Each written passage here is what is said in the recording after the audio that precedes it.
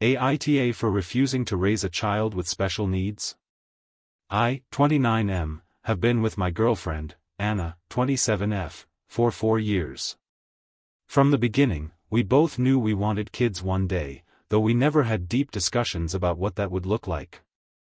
It was always a vague, someday conversation, throwing around baby names, imagining what kind of parents we'd be, picturing family vacations. Then, a few months ago, she got pregnant. It wasn't planned, but we were both excited. Scared, sure, but excited. We started preparing, talking about moving to a bigger place, telling our families, reading parenting books. For the first time, it felt real, like we were stepping into something huge together. Then, at the 20-week ultrasound, everything changed. The doctor noticed several markers for a severe genetic disorder, one that would likely result in significant disabilities.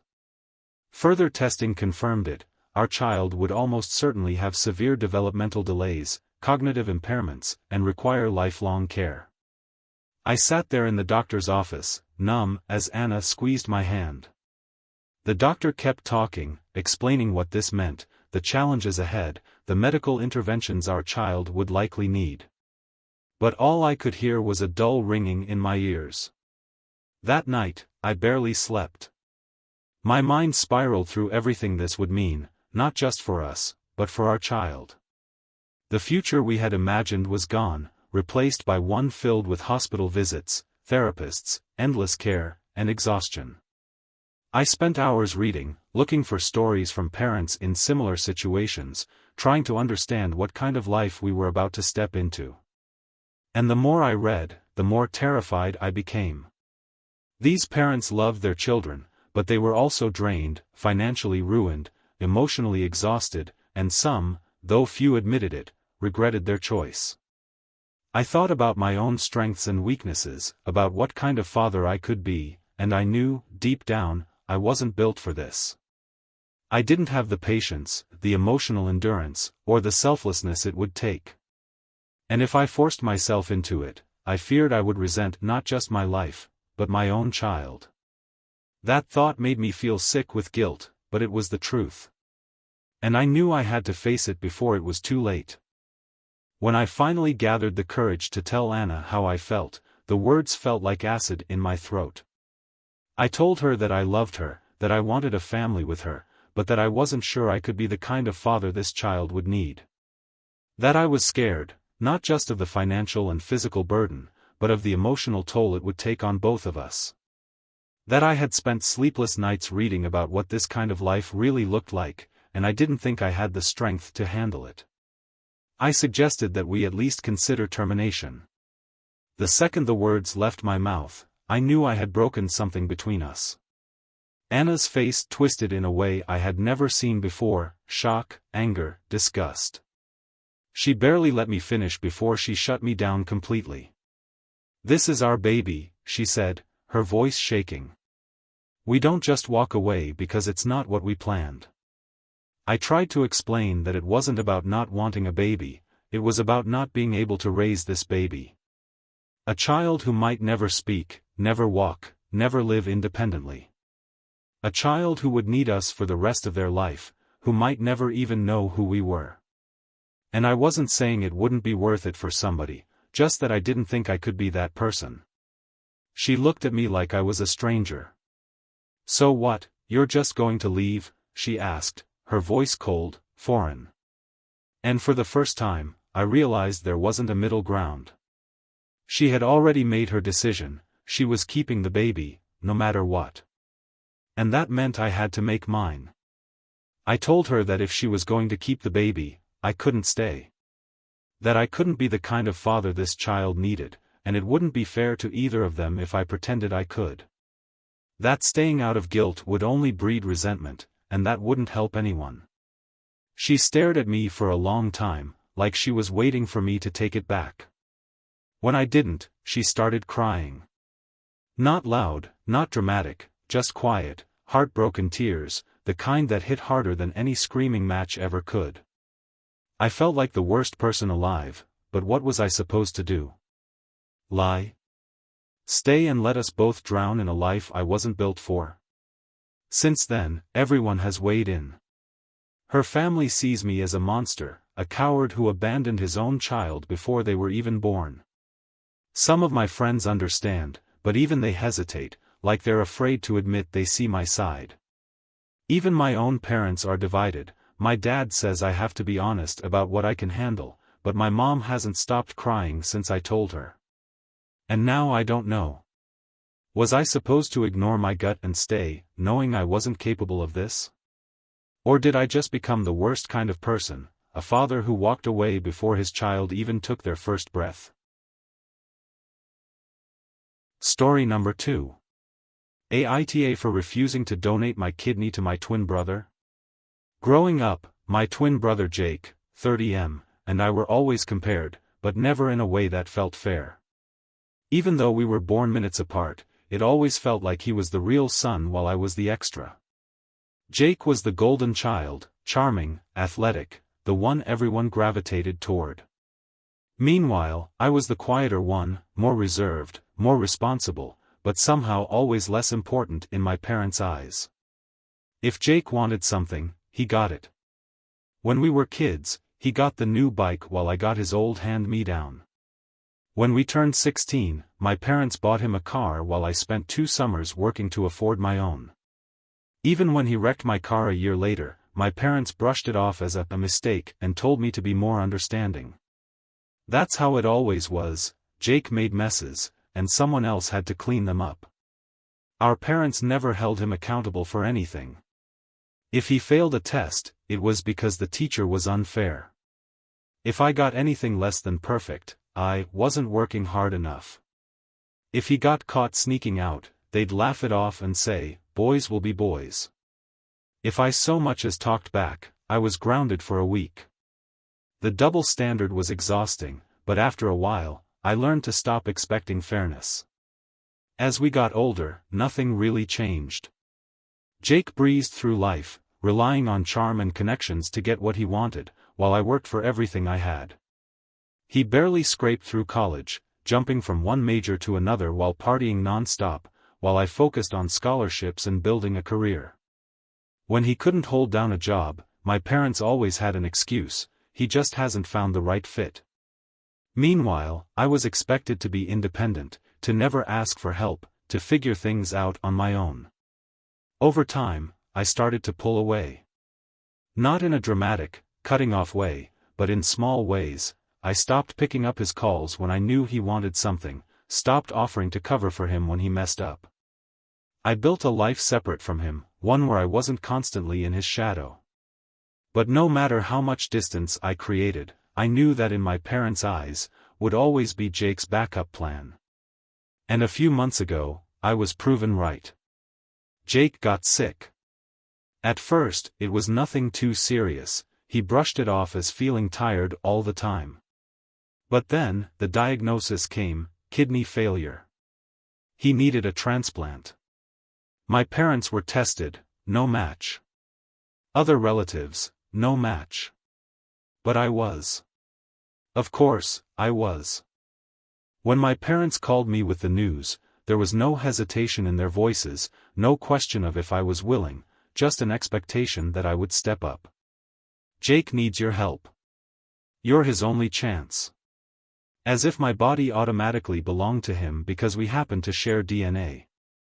I sat there, gripping the phone, feeling that old familiar sense of being second best, the afterthought until they needed something from me.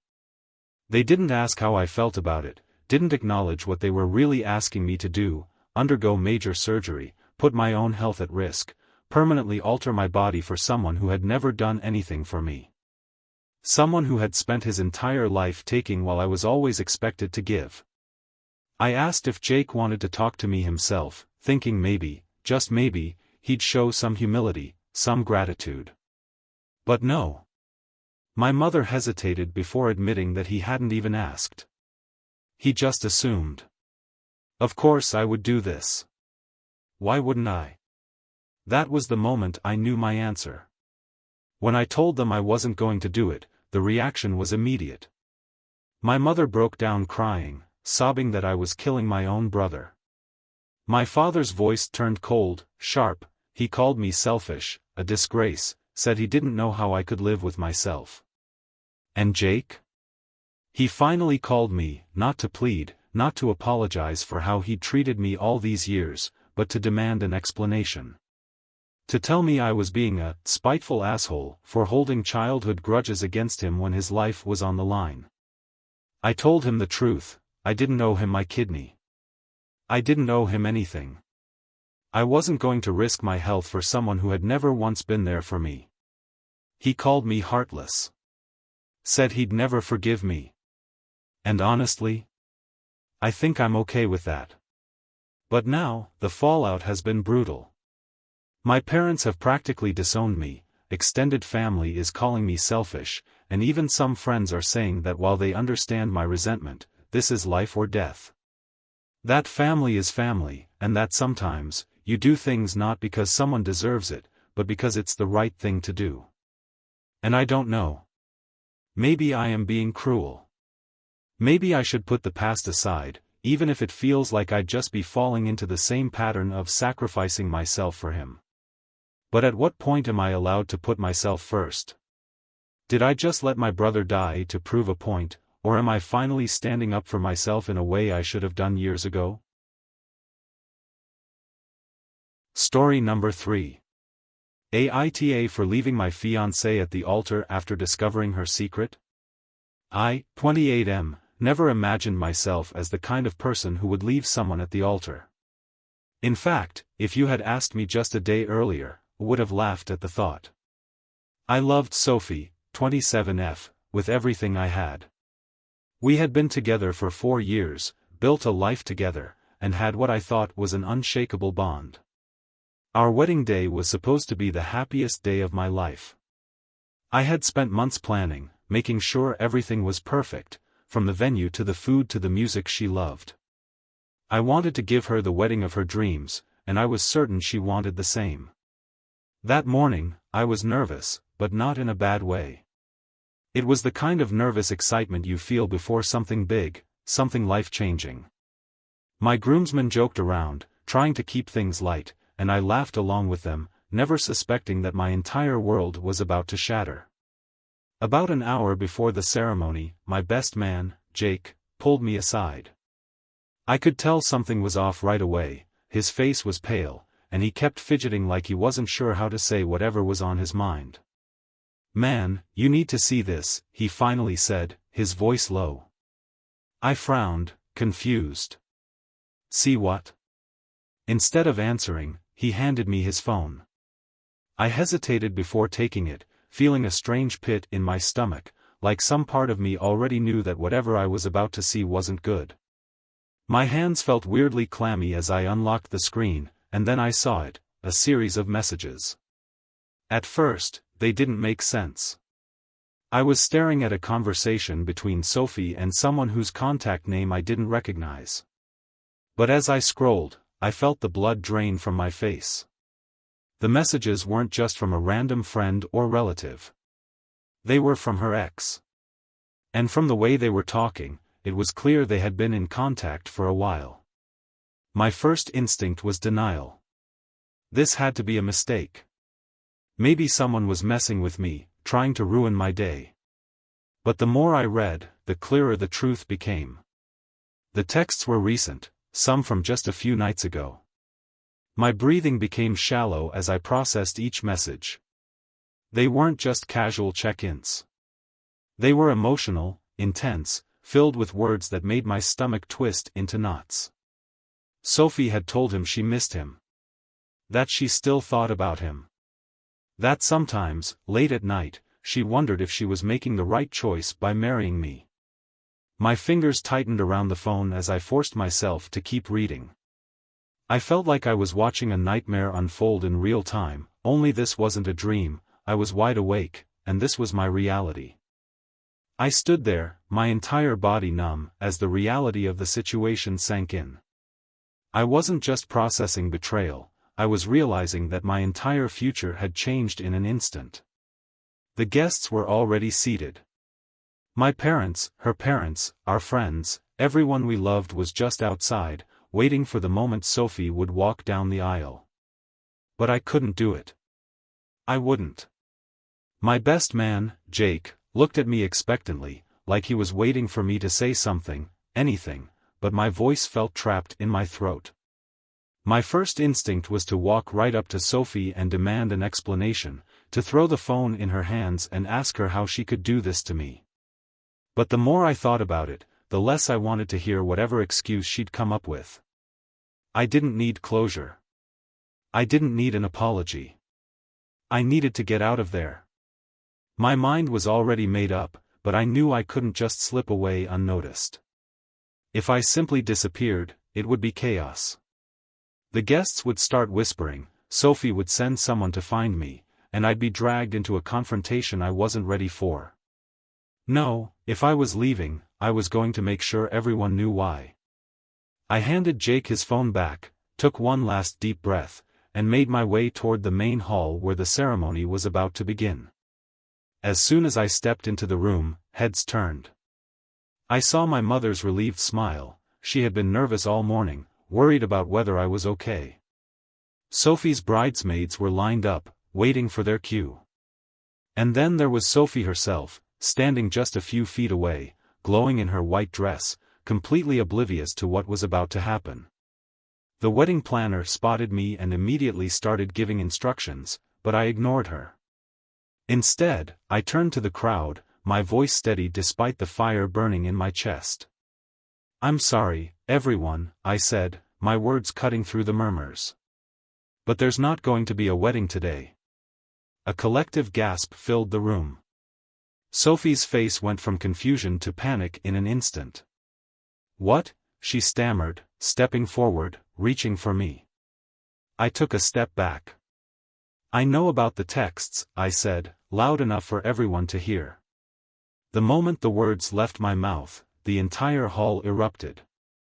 Her father looked like he wanted to strangle me, my mother had her hands over her mouth, and Sophie. Sophie just stood there, frozen, her eyes welling with tears. "You've been lying to me for months," I continued. "And I refuse to start a marriage built on betrayal." Before she could say another word, I turned around and walked out, leaving behind the wedding, the guests, and the woman I once thought I was going to spend the rest of my life with. But now that the dust has settled, part of me wonders, was I too harsh for exposing her like that in front of everyone, or did she deserve it for what she did?